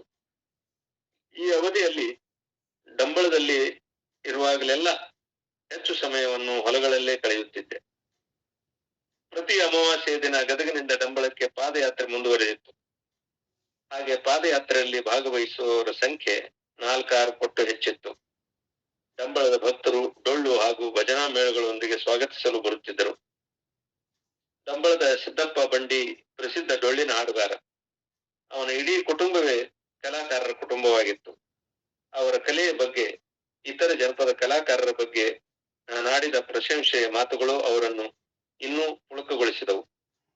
ಬರುತ್ತಾ ಅವರು ಪಾದಯಾತ್ರೆ ಮೂಲಕ ಬರುತ್ತಿದ್ದ ನಮ್ಮನ್ನು ಸ್ವಾಗತಿಸಲು ಡೋಣಿ ಗೇಟ್ ಇಲ್ಲವೇ ಕದಾಂಪುರ್ ವರೆಗೂ ಬರತೊಡಗಿದರು. ಅದು ಆ ಪ್ರದೇಶದಲ್ಲಿರುವ ಊರುಗಳ ಹೆಸರು. ಹೀಗೆ ಬರುತ್ತಿದ್ದ 100 ಜನ ಭಕ್ತರ ಉತ್ಸಾಹದ ಲಾಭ ನಮಗಾಯಿತು.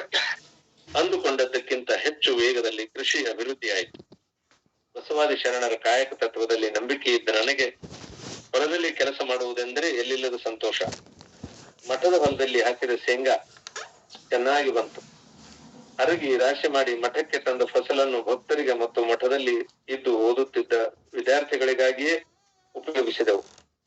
ಹರಗುವಾಗ ಹರಿದು ನೆಲದಲ್ಲೇ ಉಳಿದುಕೊಂಡಿದ್ದ ಕಾಯಿಗಳನ್ನು ಮಡಿಕೆ ಹೊಡೆದ ಮೇಲೆ ಆರಿಸಲು ನಾನೇ ಮುಂದಾದೆ. ಮಕ್ಕಳು ನನ್ನ ಜೊತೆಗೆ ಬಂದರು. ನಮ್ಮಲ್ಲಿ ಜೋಳದ ತೆನಿ ಅವೆಲ್ಲ ಮುರಿದು ಬಿದ್ದಿದ್ದ ಅದನ್ನ ಆರಿಸೋದನ್ನ ಹಕ್ಕಲ ಆರಿಸೋದು ಅಂತಂತೇವಲ್ಲ, ಹಾಗೆ ಶೇಂಗಾ ಆರಿಸ್ಲಿಕ್ಕೆ ಸ್ವತಃ ಸ್ವಾಮಿಗಳೇ ಮುಂದಾದ. ಇದನ್ನೆಲ್ಲ ನೋಡಿದ ಕೆಲ ಜನ ದೊಡ್ಡ ಮಠದ ಸ್ವಾಮಿ ಆಗಿ ಹಕ್ಕಲ ಆರಿಸ್ತಾರಲ್ಲೋ, ನಮ್ಮ ಹೊಲ್ದಾನ ಶೇಂಗಾ ಆರಿಸ್ಕೊಡ್ತಾರೆ ಕೇಳು ಎಂದು ಕೊಂಕು ನುಡಿಯುವುದು ನನ್ನ ಕಿವಿಗೆ ಬಿದ್ದರೂ ನಾನು ಕೇಳಿಸಿಕೊಳ್ಳದಂತಿದ್ದು ನನ್ನ ಕೆಲಸ ಮುಂದುವರಿಸಿದೆ. ಇದರಿಂದಾಗಿ ಮಠದ ಆದಾಯವೂ ಹೆಚ್ಚಿತಲ್ಲದೆ ನಮ್ಮ ಆರೋಗ್ಯವೂ ಸುಧಾರಿಸಿತು. ಹಂತ ಹಂತವಾಗಿ ಒಂದೊಂದೇ ಹೊಲಗಳನ್ನು ಸ್ವಚ್ಛಗೊಳಿಸುತ್ತಾ ಸಾಗಿದೆವು. ಉತ್ತರ ಕರ್ನಾಟಕದಲ್ಲಿ ನೀರಾವರಿ ಅಪರೂಪವೇ ಆಗಿತ್ತು.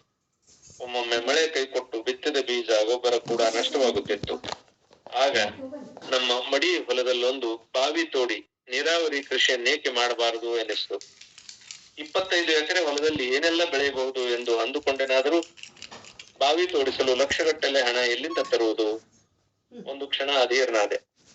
ಆಗ ಹೊಲದ ಕರಿಕೆ ಸ್ವತಃ ತೆಗೆದಂತೆ ಬಾವಿಯನ್ನು ಯಾಕೆ ತೋಡಬಾರದು ಎನಿಸಿ ಹಾರಿ ಸಲಿಕಿ ಗುದ್ದಲಿ ಹಿಡಿದು ನಾನೇ ಒಂದು ಜಾಗದಲ್ಲಿ ಬಾವಿ ತೋಡಲು ಆರಂಭಿಸಿದೆ. ಮೊದಲೇ ನಮ್ಮನ್ನು ನೋಡಿ ನಕ್ಕವರು ಈಗ ಬಿದ್ದು ಬಿದ್ದು ನಕ್ಕರು. ಇದೇನು ಹುಚ್ಚುತನ ಎಂದರು. ನನ್ನ ಜೊತೆಗೆ ಕೈ ಕೂಡಿಸಿದವರು ಮಠದ ಬೋರ್ಡಿನಲ್ಲಿದ್ದ ವಿದ್ಯಾರ್ಥಿಗಳು. ಒಟುಗಳಾಗಿದ್ದ ಮಲ್ಲಿಕಾರ್ಜುನ ದೇವರು, ಶಂಕರ ದೇವರು, ಜಿ.ವಿ. ಹಿರೇಮಠ, ಬಸವರಾಜ್ ಕೊರ್ಲಹಳ್ಳಿ, ಕೆಂಬಾವಿ ಮಠ, ಕರಿಬಸಯ್ಯ, ತುರ್ಕಾಣಿ, ಲಿಂಗಯ್ಯ, ಲಿಂಗಯ್ಯ, ಚಿತ್ರಗಾರ ಇವರೆಲ್ಲ ನೆರವಾದ್ರು. ಅಗಿದು ತೆಗೆದ ಮಣ್ಣನ್ನು ನಾನು ತುಂಬಿಕೊಟ್ಟರೆ ಇಟ್ಟಿದ್ದರು. ನಮ್ಮನ್ನು ಒಳಗೊಳಗೇ ಪ್ರೀತಿಸುತ್ತಿದ್ದ ಕೆಲವು ಭಕ್ತರು ಆರಂಭದಲ್ಲೇ ಬಂದು ಇಂಥ ದುಸ್ಸಾಹಸ ಬೇಡ ಎಂದು ಎಚ್ಚರಿಸಿದ್ದರೂ ಒಳಗಿನಿಂದ ಸಿದ್ಧಲಿಂಗನ ಪ್ರೇರಣೆ ಪಡೆದ ನಾನು ಬಾವಿ ತೋಡುವ ಕಾರ್ಯ ಮುಂದುವರಿಸಿದೆ. ಇಂಥ ಕೆಲಸ ಮಾಡಿ ರೂಢಿ ಇಲ್ಲದ ನನ್ನ ಕೈ ತುಂಬಾ ಗುಳ್ಳೆ ಎದ್ದು ಒಡೆದು ರಕ್ತಸಿಕ್ತವಾದರೂ ಹಿಡಿದ ಕಾರ್ಯವನ್ನು ಬಿಡಬಾರದು ಎಂಬ ಸಂಕಲ್ಪದಿಂದ ಮುಂದುವರೆದವು. ಪಾಪ ಮಕ್ಕಳಿಗೂ ಕೈ ತುಂಬಾ ಗುಳ್ಳೆ, ಕಾಲೆಲ್ಲ ಗಾಯ. ನಾನು ಬೇಡ ಎಂದರೂ ನೀವು ಮಾಡ್ತಿರಲ್ರಿ ಬುದ್ಧಿ, ನಾವ್ ಹೆಂಗ್ ಬಿಡೋಣ ಎಂದು ಕೆಲಸ ಮುಂದುವರಿಸಿದಾಗ ನನಗೆ ಸಂಕಟವಾಗುತ್ತಿತ್ತು. ಮೈ ಮುರಿದು ದುಡಿಯುತ್ತಿದ್ದ ಅವರಿಗೆ ಒಳ್ಳೆಯ ಆಹಾರ ಕೊಡಬೇಕೆಂದರೂ ಹಣವಿರಲಿಲ್ಲ. ನಾನೇ ಅವರಿಗೆಲ್ಲ ಬಿಸಿ ಬಿಸಿ ಸಜ್ಜಕ, ಪಾಯಸ, ಜೋಳದ ಮುದ್ದಿ ಮಾಡಿ ಉಣ್ಣಿಸುತ್ತಿದ್ದೆ. ಇನ್ನೊಂದು ದಿನ ರೊಟ್ಟಿ ಒಗ್ಗರಣೆ, ಹುಳ್ಳಿ ಸಂಗಟಿ, ಹಾಲು ವ್ಯವಸ್ಥೆ ಮಾಡುತ್ತಿದ್ದೆ. ಅದೇನು ಮೃಷ್ಟಾನ್ನ ಭೋಜನ ಅಲ್ಲದಿದ್ದರೂ ನಾನು ಹೆಂಗದ ನನ್ನ ಕೈ ಊಟ ಎಂದು ಕೇಳಿದ್ರೆ ಬಹಳ ರುಚಿಯಾದರಿ ಬುದ್ಧಿ ಎನ್ನುತ್ತಿದ್ದರು. ಅದನ್ನು ಕೇಳಿ ನಕ್ಕ ನಾನು, ರುಚಿಯಾಗಿರೋದು ನಾವು ಮಾಡಿದ ಅಡಿಗೆ ಅಲ್ಲ, ನಿಮ್ಮ ಶ್ರಮ. ಯಾರು ಶ್ರಮ ಪಡ್ತಾರ ಅವರು ಉಣ್ಣೋ ಅಡಿಗೆ ಮೃಷ್ಟಾನ್ನ ಆಗ್ತದ ಎಂದು ಹೇಳಿ ಅವರಿಗೆ ಶ್ರಮದ ಮಹತ್ವ ಹೇಳಿಕೊಡುತ್ತಿದ್ದೆ. ದಣಿದು ಮಲಗಿರುತ್ತಿದ್ದ ಮಕ್ಕಳನ್ನು ನೋಡಿದಾಗ ಅವರ ಕೈಯೊಳಗಿನ ಗಾಯಗಳನ್ನು ಕಂಡರೆ ಸಂಕಟವಾಗುತ್ತಿತ್ತು. ಕೊಬ್ಬರಿ ಎಣ್ಣೆಯಲ್ಲಿ ಅರಿಶಿಣ, ಕರ್ಪೂರ ಕಲಸಿ ಅವರ ಕೈಗೆ ಲೇಪಿಸುತ್ತಿದ್ದೆ. ಕಾಲಿಗೆ ಆಗಿರುವ ಗಾಯಗಳಿಗೆ ಹಚ್ಚುತ್ತಿದ್ದೆ. ಒಮ್ಮೊಮ್ಮೆ ಅವರೆಲ್ಲರ ಕಾಲುಗಳನ್ನು ಪರೀಕ್ಷಿಸಿ ಅವರ ಕಾಲುಗಳಲ್ಲಿ ಮುರಿದ ಮುಳ್ಳುಗಳನ್ನು ತೆಗೆಯುತ್ತಿದ್ದೆ. ಅಷ್ಟಾದರೂ ದಣಿದು ಮಲಗಿದ ಅವರಿಗೆ ಎಚ್ಚರವಿರುತ್ತಿರಲಿಲ್ಲ. ಹೀಗೆ ಯಾರೋ ಎಚ್ಚೆತ್ತು ಬೆಚ್ಚಿ, ಛೇ ಏನ್ರಿ ಬುದ್ಧಿ, ನೀವು ನಮ್ ಕಾಲ್ ಮುಟ್ಟಿದ್ರೆ ನಮಗ್ ಪಾಪ ಬರ್ತದ್ರಿ ಎನ್ನುತ್ತಿದ್ದರು. ಆಗ ನಾನು, ನನ್ನ ಜಾಗದಾಗ ನಿಮ್ ತಾಯಿ ಇದ್ರೆ ಏನ್ ಮಾಡ್ತಿದ್ದಳು, ಅದೇ ಕೆಲಸ ನಾ ಮಾಡಕತ್ತೀನಿ. ಮುಳ್ಳು ತೆಗಿದಿದ್ರ ಮುಂದವು ಆನೆ ಆಗ್ತಾವ, ಅಂದ್ರೆ ಸಿಂಬೆಗಟ್ತಾವ ಎಂದು ಹೇಳಿ ಸಮಾಧಾನಿಸುತ್ತಿದ್ದೆ. ಎಂಥ ಪ್ರೀತಿ, ಎಂಥ ಸಹಯೋಗ ಅವರದು. 18-20 ಅಡಿ ಆಳಕ್ಕೆ ತೋಡಿದರೂ ನೀರಿಲ್ಲ, ನೀರಿನ ತಂಬಲ ಕೂಡ ಕಾಣಿಸಲಿಲ್ಲ. ಆಗ ನನ್ನ ಬಳಿ ಬಂದ 4-6 ಜನ ಅನುಭವಿ ರೈತರು, ಬುದ್ಧಿ, ಈ ಭಾಗದಾಗ ಎಷ್ಟು ಬಾವಿ ತೋಡಿದ್ರು ನೀರು ಬಿದ್ದಿಲ್ಲ, ನೀವು ಸುಮ್ಮನದ ಅನ್ಕೋತೀರಿ, ಇಲ್ಲಿ ನೀರು ಬೀಳುವುದಿಲ್ರಿ ಎಂದು ಖಡಾಖಂಡಿತವಾಗಿ ಹೇಳಿದರು. ನನಗೂ ಅರ್ಧಮರ್ಧ ಅಧೈರ್ಯ ಆಗತೊಡಗಿತ್ತು. ಆದರೂ ಹಿಡಿದ ಕೆಲಸ ಅರ್ಧಕ್ಕೆ ಬಿಡಬಾರದು ಎಂಬ ಛಲ ಮತ್ತು ತೋಂಟದ ಸಿದ್ಧಲಿಂಗೇಶನ ಮೇಲಿನ ನಂಬಿಕೆ ಕಾರ್ಯ ಮುಂದುವರಿಯಲು ಪ್ರೇರೇಪಿಸಿದವು. 25 ಅಡಿಗಿಂತ ಆಳಕ್ಕೆ ತೋಡಿದಾಗ ಒಂದು ಮೂಲೆಯಲ್ಲಿ ತೇವಾಂಶ ಕಾಣಿಸಿತು. ಇನ್ನಷ್ಟು ಆಳಕ್ಕೆ ತೋಡಿದವು. ಸೆಲೆ ಗಂಗೆಯ ರೂಪದಲ್ಲಿ ಚಿಮ್ಮಿದಾಗ ನಮಗೆ ಸ್ವರ್ಗ ನಿರ್ಮಿಸಿದಷ್ಟೇ ಸಂತೋಷ. ಹಾಗೆಯೇ 50 ಅಡಿ ಆಳದ ಬಾವಿ ತೋಡಿ ಅದರ ತುಂಬಾ ನೀರು ತುಂಬಿಕೊಂಡದ್ದನ್ನು ಕಂಡ ನಮಗೆ ಹಿಗ್ಗೇ ಹಿಗ್ಗು. ಮೊದಲು ಬಾವಿಯಲ್ಲಿ ಜಿಗಿದು ಡುಮುಕಿ ಹೊಡೆದ ನನ್ನನ್ನು ಕಂಡು ಎಲ್ಲ ಮಕ್ಕಳು, ಒಟುಗಳು ಮನದಣಿ ಈಜಿ ಸಂತೋಷ ಪಟ್ಟರು. ಶ್ರಮವೇ ಸ್ವರ್ಗ ಎನ್ನುವುದು ಅತಿಶಯೋಕ್ತಿ ಅಲ್ಲ ಎನ್ನಿಸಿತು. ಈ ಬಾವಿಯ ಪಕ್ಕದಲ್ಲೇ ಒಂದು ಚಿಕ್ಕ ಗುಡಿಸಲು ನಿರ್ಮಿಸಿಕೊಂಡು ಅಲ್ಲಿಯೇ ಸ್ನಾನ, ಪೂಜೆ ತೀರಿಸಿ ದುಡಿದ ಮಕ್ಕಳು ಹಾಗೂ ಭಕ್ತರಿಗೆಲ್ಲ ಅಡಿಗೆ ತಯಾರಿಸುತ್ತಿದ್ದೆ. ನನ್ನದು ಯಾವಾಗಲೂ ಪ್ರಯೋಗಶೀಲ ಮನಸ್ಸು ಮತ್ತು ಪ್ರಗತಿಪರ ವಿಚಾರಧಾರೆ. ಅದರೊಂದಿಗೆ ಸಕಾರಾತ್ಮಕ ಮನೋಭಾವ ಸೇರಿಕೊಂಡದರಿಂದ ಹೊಸ ಪ್ರಯೋಗಗಳನ್ನು ಮಾಡಲು ಮುಂದಾಗುತ್ತಿದ್ದೆ. ನನ್ನ ಮಾತು ಮತ್ತು ಕೃತಿಯ ನಡುವಿನ ಅಂತರ ತುಂಬಾ ಕಡಿಮೆಯಾಗಿರುತ್ತಿದ್ದುದರಿಂದ ನಾನಾ ಭಾಗದ ಜಾತ್ರೆ, ಉತ್ಸವ, ಸಾಹಿತ್ಯದ ಹಬ್ಬಗಳಿಗೆ ನನ್ನನ್ನು ಆಮಂತ್ರಿಸತೊಡಗಿದರು. ಬಿಡುವಿರದ ಕೆಲಸಗಳ ನಡುವೆಯೂ ನಾನು ಈ ಆಹ್ವಾನಗಳನ್ನು ಸ್ವೀಕರಿಸುತ್ತಿದ್ದುದರ ಉದ್ದೇಶ ಅವರಿಂದ, ಆ ಭಾಗದ ಪ್ರಗತಿಪರ ರೈತರಿಂದ ನಾನು ಏನನ್ನಾದರೂ ಕಲಿಯಬಹುದು, ಅವರು ಕೊಡುವ ಭಕ್ತಿ ಕಾಣಿಕೆಯಿಂದ, ಪುಸ್ತಕಗಳ ಮಾರಾಟದಿಂದ ನಿತ್ಯ ದಾಸೋಹವನ್ನು ವಿಸ್ತರಿಸಬಹುದು ಎಂಬುದಾಗಿತ್ತು. ನಮ್ಮವು ಎಲ್ಲಾ ನೀರಾವರಿ ಜಮೀನುಗಳಲ್ಲ, ಒಣ ಬೇಸಾಯ, ಮಿಶ್ರ ಬೆಳೆ ಕೃಷಿ, ಪಶು ಸಂಗೋಪನೆ, ಹೀಗೆ ಯಾವುದರಲ್ಲಿ ಯಾರು ಅಪರೂಪದ ಸಾಧನೆ ಮಾಡಿದ್ದಾರೋ ಅಂತವರಿಂದ ಕಲಿತು ಬಂದು ಪ್ರಯೋಗ ಮಾಡಲು ಮುಂದಾಗುತ್ತಿದ್ದೆ. ಕೃಷಿಯ ಮೂಲಕ ಕಾಯಕ, ದಾಸೋಹ ತತ್ವಾಧಾರಿತ ಜೀವನ ಕ್ರಮ ಅಳವಡಿಸಿಕೊಳ್ಳುವುದು ಸುಲಭ ಮತ್ತು ಸಮಾಧಾನಕರ ಸಂಗತಿ ಎನಿಸಿತ್ತು. ಬಸವ ತತ್ವವನ್ನು ಕೇವಲ ಬೋಧಿಸದೆ ಅದನ್ನು ಅಕ್ಷರಶಃ ಅನುಷ್ಠಾನಕ್ಕೆ ತಂದ ಮಠಾಧೀಶರಲ್ಲಿ ನಾನು ತುಂಬಾ ಎತ್ತರದ ಸ್ಥಾನ ಕೊಟ್ಟದ್ದು ಇಳಕಲ್ ಚಿತ್ತರಿಗಿ ಸಂಸ್ಥಾನ ಮಠದ ಶ್ರೀ ಮಹಂತ ಸ್ವಾಮಿಗಳಿಗೆ. ಅವರು ಇವನಾರವ ಎನ್ನದೆ ಎಲ್ಲರೂ ನಮ್ಮವರೆಂದು ಭಾವಿಸಿ ಕೇರಿ ಕೊಳಚೆ ಪ್ರದೇಶಗಳಿಗೂ ಹೋಗಿ ದಲಿತರ ಮನೆಗಳಲ್ಲಿ ಶಿವಾನುಭವ ಕಾರ್ಯಕ್ರಮ ನಡೆಸಿ ಅಲ್ಲೇ ಸ್ನಾನ ಪೂಜೆ ಪ್ರಸಾದ ಮಾಡುತ್ತಿದ್ದುದನ್ನು ಕಂಡು ನಾನು ಪುಳಕಗೊಂಡೆ. ಇದರಿಂದ ಸನಾತನಿ ಸಂಪ್ರದಾಯವಾದಿಗಳು ಕುಪಿತರಾಗಿ ಅಪಸ್ವರ ನುಡಿದರೂ ಬೆದರದೆ ಬೆಚ್ಚದೆ ಮುನ್ನಡೆಯುತ್ತಿದ್ದ ಮತ್ತು ಇಷ್ಟಲಿಂಗ ಪೂಜೆಯ ಹೊರತು ಅನ್ಯ ದೈವಗಳ ಪೂಜೆಯನ್ನು ತೀವ್ರವಾಗಿ ಖಂಡಿಸಿ ಜಗುಲಿಯ ಮೇಲಿನ ಮಾರುವ ಕರಗುವ ತೀರುವ ದೈವಗಳನ್ನೆಲ್ಲ ಗಂಟು ಕಟ್ಟಿಸಿ ಮೇಲೆ ಇಡಿಸಿ ಕಾಯಕಾಧಾರಿತ ಬದುಕು ಮಾಡಲು ಭಕ್ತರಿಗೆ ಪ್ರೇರಣೆ ನೀಡುತ್ತಿದ್ದ ಅವರು ಇನ್ನೂ ಮುಂದೆ ಹೋಗಿ ಭಕ್ತರಿಂದ ಧನ ಧಾನ್ಯ ರೂಪದ ದಕ್ಷಿಣೆ ಪಡೆಯದೆ ನಿಮ್ಮ ವ್ಯಸನಗಳನ್ನು ನಮ್ಮ ಜೋಳಿಗೆಗೆ ಹಾಕಿ ಹಸನಾದ ಜೀವನ, ವ್ಯಸನ ಮುಕ್ತ ಜೀವನ ನಡೆಸಿ ಬಸವ ಭಕ್ತರಾಗಿ ಎಂದು ಹೇಳಿ ಮಹಂತ ಜೋಳಿಗೆ ಎಂಬ ವಿನೂತನ ಕಾರ್ಯಕ್ರಮ ಆರಂಭಿಸಿದ್ದರು.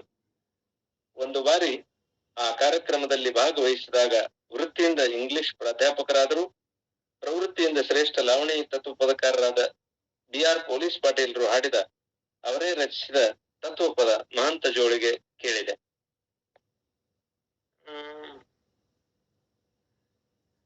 ಈ ತತ್ವಪದ ನಾನೇ ರಚನೆ ಮಾಡಿರೋದ್ರಿಂದ ಇದನ್ನ ಇಲ್ಲಿ ಸಾದರಪಡಿಸ್ತೇನೆ. ಊರೂರು ತಿರುಗಿತು ಮಹಂತ ಜೋಳಿಗೆ, ಹಸನಾಗಲಿ ನಮ್ಮ ನಿಮ್ಮ ನಾಳಿಗೆ, ಹಸನಾಗಲಿ ನಮ್ಮ ನಿಮ್ಮ ನಾಡಿಗೆ. ಹೊಲ ಬ್ಯಾಡ ಮನಿ ಬ್ಯಾಡ ಅಂತು ಜೋಳಿಗೆ, ಹೊಲ ಬ್ಯಾಡ ಮನಿ ಬ್ಯಾಡ ಅಂತು ಜೋಳಿಗೆ, ವಸ್ತು ಬ್ಯಾಡ ಒಡವಿ ಬ್ಯಾಡ ಅಂತು ಜೋಳಿಗೆ, ಕಟ್ಟು ಬ್ಯಾಡ ನಿಟ್ಟು ಬ್ಯಾಡ, ಕಟ್ಟು ಬ್ಯಾಡ ನಿಟ್ಟು ಬ್ಯಾಡ ಹುಸಿ ಬಾಡಿಗೆ, ಹಸನಾಗಲಿ ನಮ್ಮ ನಿಮ್ಮ ನಾಡಿಗೆ, ಹಸನಾಗಲಿ ನಮ್ಮ ನಿಮ್ಮ ನಾಡಿಗೆ. ಘನಘೋರ ವಿಷ ನೋಡ್ರಿ ವ್ಯಸನ ಬಾಡಿಗೆ, ನಂಬಿ ಕೆಟ್ಟಿರಿ ಜಾಕಿ ಹುಸಿ ನಾಡಿಗೆ, ನಂಬಿ ಕೆಟ್ಟಿರಿ ಜಾಕಿ ಹುಸಿ ನಾಡಿಗೆ. ನಿಮ್ಮ ವ್ಯಸನ ಜೋಳಿಗೆಗಾಕಿ, ನಿಮ್ಮ ವ್ಯಸನ ಜೋಳಿಗೆಗಾಕಿ ಉಂಡ್ರಿ ಹೋಳಿಗೆ, ಹಸನಾಗಲಿ ನಮ್ಮ ನಿಮ್ಮ ನಾಡಿಗೆ. ಇಲಕಲ್ಲ ಶಿವಯೋಗಿ ಹಿಡಿದ ಜೋಳಿಗೆ, ಇಲಕಲ್ಲ ಶಿವಯೋಗಿ ಹಿಡಿದ ಜೋಳಿಗೆ, ಹೊನ್ನೂರ ಚಿನುಮಾಯಿ ಪಡೆದ ಜೋಳಿಗೆ. ಬಾಪು ಗೌಡ ಬಯಸಿದ, ಬಾಪು ಗೌಡ ಬಯಸಿದ ತಿಳಿ ಬಾಡಿಗೆ, ಹಸನಾಗಲಿ ನಮ್ಮ ನಿಮ್ಮ ನಾಡಿಗೆ, ಹಸನಾಗಲಿ ನಮ್ಮ ನಿಮ್ಮ ನಾಡಿಗೆ. ಊರೂರು ತಿರು ಬಿದಿ ತಿರುಗಿತು ಮಾಂತ ಜೋಳಿಗೆ, ಹಸನಾಗಲಿ ಹಸನಾಗಲಿ ನಮ್ಮ ನಿಮ್ಮ ನಾಡಿಗೆ. ಈ ನಮ್ಮ ತಂಡದೊಂದಿಗೆ ಅವರು ಹಾಡಿದ ತತ್ವಪದ ಕೇಳಿ ರೋಮಾಂಚಿತನಾದೆ. ಬಸವ ತತ್ವ ಹಾಗೂ ನಮ್ಮ ಅದ್ಭುತ ದೇಶಿ ಕಲೆ ಹಾಗೂ ಸಾಹಿತ್ಯದ ಮುಂದುವರಿಕೆ ಮಹಾಂತಪ್ಪಗಳ ಮೂಲಕ ಇಲ್ಲಿ ನಡೆಯುತ್ತಿದ್ದುದನ್ನು ಕಂಡು ಅಂದು ಭಾವುಕನಾಗಿ ಮಹಾಂತ ಸ್ವಾಮಿಗಳು ಬರೀ ಸ್ವಾಮಿಗಳಲ್ಲ, ಅವರು ಬಸವ ತತ್ವಾನುಷ್ಠಾನದ ಮಹಾದಂಡನಾಯಕರು ಎಂದು ಘೋಷಿಸಿ ಅವರೊಂದಿಗೆ ಆ ಪಾದಯಾತ್ರೆಯಲ್ಲಿ ಮುಂದುವರೆದೆ. ಆ ಸಂದರ್ಭದಲ್ಲಿ ಹುನಗುಂದದ ಪ್ರಗತಿಪರ ರೈತ ಶಂಕರಣ್ಣ ನಾಗರಾಳ್ ಎಂಬುವರು ತಮ್ಮ ಅನುಭವದ ಕೃಷಿ ಗೀತೆಗಳನ್ನು ಹಾಡುತ್ತಿದ್ದರು. ಇವತ್ತು ಸಮಯ ಆಗಿರೋದ್ರಿಂದ ನಾನು ಈ ಅಧ್ಯಾಯ ಸ್ವಲ್ಪ ದೊಡ್ಡದು, ಅದಕ್ಕಾಗಿ ಇದನ್ನ ನಾನು ಇಲ್ಲಿಗೆ ನಿಲ್ಲಿಸಿ ನಾಳೆ ಶಂಕರಣ್ಣ ನಾಗರಾಳ್ ಅವರ ಆ ಅನುಭವ ಗೀತೆಗಳನ್ನ ತಮ್ಮ ಮುಂದೆ ಸಾದರಪಡಿಸ್ತೇನೆ. ಇಲ್ಲಿಯವರೆಗೆ ನಾನು ಪ್ರಸ್ತುತಪಡಿಸಿದಂತ ತೋಂಟದ ಸಿದ್ಧಲಿಂಗ ಶ್ರೀಗಳ ಕಾಯಕ ನಿಷ್ಠೆ ಮತ್ತು ಶ್ರಮ ಸಂಸ್ಕೃತಿಯಲ್ಲಿ ಅವರು ಇಟ್ಟಂತ ನಂಬಿಕೆಯ ಕುರಿತಾಗಿ ಇಲ್ಲಿ ಕೆಲ ವಿಚಾರಗಳನ್ನ ಪ್ರಸ್ತುತಪಡಿಸ್ತಾ ಆ ಕಾಲಘಟ್ಟದ ಒಂದು ಇತಿಹಾಸವನ್ನು ಕೂಡ ಇಲ್ಲಿ ಓದುಗರ ಗಮನಕ್ಕೆ ತರುವಂತಹ ಒಂದು ಪ್ರಯತ್ನ ಮಾಡಿದ್ದೇನೆ. ಇದರ ಕುರಿತಾಗಿ ತಾವೆಲ್ಲ ಚಿಂತನೆ ಮಾಡಬಹುದು ಅಂತ ಹೇಳಿ ಇಲ್ಲಿಗೆ ಒಂದು ಅಲ್ಪ ವಿರಾಮ ನೀಡೋಣ. ಎಲ್ಲರಿಗೂ ಶರಣಾರ್ಥಿ. ಬಾಪುಗೌಡ ಪಾಟೀಲ್ ಅವರೇ ಶರಣಾರ್ಥಿ. ಇವತ್ತಿನ ಈ 28ನೇ ಅಧ್ಯಾಯ ಕೃಷಿಯಲ್ಲಿ ಖುಷಿ ಇದೆ. ಕೃಷಿಯು ನಮ್ಮ ದೇಶದ ಆಧಾರ ಸ್ತಂಭ. ಆ ಆಧಾರ ಸ್ತಂಭವಾಗಿರುವಂತಹ ಕೃಷಿಯನ್ನ ಕಪ್ಪಣಿ ಮೇಲೆ ಏರಿಸಿ ಕಟ್ಟಿ ಸ್ವತಃ ಕೈಯಲ್ಲಿ ಬುದ್ಲಿ ಹಿಡಿದು ಕರಿಕೆ ಬೇರುಗಳಿಗೆ ಭಯವನ್ನು ಉಂಟು ಮಾಡಿಸಿದಂತಹ ಪೂಜ್ಯರು ಆ ಹೊಲವನ್ನ ಬಂಗಾರ ಬಿತ್ತುವ ಹೊಲವನ್ನಾಗಿ ಮಾಡಿದ್ರು ಅನ್ನೋದನ್ನು ಕೂಡ ತಾವು ಪ್ರಸ್ತಾಪ ಮಾಡಿದ್ದು ಬಹಳ ಸಂತೋಷ. ಅದರೊಂದಿಗೆ ಆ ಕಾಲಘಟ್ಟದ ಇತಿಹಾಸವನ್ನು ಕೂಡ ಹೇಳ್ತಾ ಜೈ ಜವಾನ್ ಜೈ ಕಿಸಾನ್ ಈ ಮಹಾ ಮಂತ್ರ ದೇಶಕ್ಕೆ ಒಂದು ಹೊಸ ಚೈತನ್ಯವನ್ನ ಕೊಟ್ಟಿತು. ವಿನೋಬಾ ಭಾವೆಯವರ ಸರ್ವೋದಯದ ಪಾದಯಾತ್ರೆ ಕೂಡ ಅವರಲ್ಲಿ ಮೇಳೈಸಿತು. ಇವೆಲ್ಲವನ್ನು ನೋಡಿಕೊಂಡಾಗ ವಾರಕ್ಕೊಮ್ಮೆ ಸೋಮವಾರ ಉಪವಾಸನ ಮಾಡಿ ದೇಶದ ಆಹಾರ ಸಂಪತ್ತನ್ನ ವೃದ್ಧಿಸುವಲ್ಲಿ ಉಳಿಸಿಕೊಳ್ಳುವಲ್ಲಿ ಎಲ್ಲರ ಪಾತ್ರ ಇದೆ ಅನ್ನೋದನ್ನ ಶಾಸ್ತ್ರಿಯವರ ಮಾತನ್ನು ಕೂಡ ತಾವು ಪ್ರಸ್ತಾಪ ಮಾಡುವುದರೊಂದಿಗೆ ಪೂಜ್ಯ ಇಲಕಲ್ಲದ ಲಿಂಗೈಕ್ಯ ಡಾಕ್ಟರ್ ಮಹಾಂತ ಸ್ವಾಮಿಗಳವರ ಮಹಾಂತ ಜೋಳಿಗೆ ಕಾರ್ಯಕ್ರಮ ಇಡೀ ದೇಶದೊಳಗೆ ಸಂಚಲನ ಮೂಡಿಸಿತು. ಅದರಿಂದ ಬಹಳಷ್ಟು ಕುಟುಂಬಗಳು ನೆಮ್ಮದಿ ಬದುಕನ್ನ ಕಂಡವು ಅನ್ನೋದನ್ನು ಕೂಡ ತಾವು ತಮ್ಮ ಲಾವಣಿಯ ಮೂಲಕ ಪ್ರಸ್ತುತಪಡಿಸಿದ್ದೀರಿ. ತಮಗೆ ಧನ್ಯವಾದಗಳು. ಅದರೊಂದಿಗೆ ಹುನಗುಂದದ ಕೃಷಿ ಜೀವಿಗಳು ಹಾಗೂ ಒಳ್ಳೆಯ ತತ್ವನಿಷ್ಠರು ಶಿವಯೋಗ ಸಾಧಕರಾಗಿರುವಂತಹ ಲಿಂಗೈಕ್ಯ ಶಂಕರಣ್ಣ ನಾಗರಾಳ್ ಅವರ ಪರಿಚಯ ನನಗೂ ಬಹಳಷ್ಟು ಇರೋದರಿಂದ ಅವರ ಒಡನಾಟದಲ್ಲಿ ನಾನು ಕೂಡ ಸಂತೋಷವನ್ನ ಪಡೆದವರಲ್ಲಿ ನಾನು ಒಬ್ಬ ಅನ್ನೋದನ್ನು ಕೂಡ ಈ ಸಂದರ್ಭದಲ್ಲಿ ಹೇಳ್ತಾ ಬಹಳ ವಿಸ್ತೃತವಾದಂತಹ ವಿಷಯವನ್ನ ತಾವೆಲ್ಲ ಗಮನ ಕೊಟ್ಟು ಅದನ್ನ ಸಂಗ್ರಹ ಮಾಡಿದ್ದೀರಿ. ಶಂಕರಣ್ಣ ನಾಗರಾಳ್ ಅವರ ಚಿರಂಜೀವಿಯಾಗಿರುವಂತಹ ಡಾಕ್ಟರ್ ಮಲ್ಲಣ್ಣ ನಾಗರಾಳ್ ಅವರು ಇವತ್ತ ಯಾವುದೇ ವಿಶ್ವವಿದ್ಯಾಲಯದಲ್ಲಿ ಅಭ್ಯಾಸ ಮಾಡದಿದ್ರು ಕೂಡ ಕರ್ನಾಟಕ ವಿಶ್ವವಿದ್ಯಾಲಯ ಅವರಿಗೆ ಗೌರವ ಡಾಕ್ಟರೇಟ್ ಅನ್ನು ಕೊಟ್ಟು ಗೌರವಿಸಿದ್ದನ್ನು ನಾವು ಇಲ್ಲಿ ನೆನಪಿಸಿಕೊಂಡು ತಮ್ಮ ಈ ಒಂದು ವಿಸ್ತೃತವಾದಂತಹ ಕಾದಂಬರಿಯ ಓದಕ್ಕೆ ನಾವೆಲ್ಲರೂ ತಲೆಬಾಗಿದ್ದೇವೆ. ನಿಮಗೆ ಅನಂತ ಭಕ್ತಿಯ ಶರಣಾರ್ಥಿಗಳು. ಈ ಕಾರ್ಯಕ್ರಮದ ಕುರಿತಾಗಿ ಅಥವಾ ಇಂದಿನ ವಿಷಯದ ಕುರಿತಾಗಿ ಇದಕ್ಕೆ ತಾವೇನಾದ್ರೂ ತೋರಿಸುವವರಿದ್ರೆ ಅಥವಾ ಪೂಣಿಸುವವರಿದ್ರೆ ತಮಗೆ ಸಮಯಾವಕಾಶವನ್ನ ನೀಡಲಾಗ್ತದೆ. ತಮಗೆ ಸ್ವಾಗತ ಸುಸ್ವಾಗತ. ಇಲ್ಲೊಬ್ರು ಹ್ಯಾಂಡ್ ರೈಟ್ ಮಾಡಿದ್ದಾರೆ. ಹೇಳಿ, ತಾವೇನು ಹೇಳಬೇಕಾಗಿದೆ?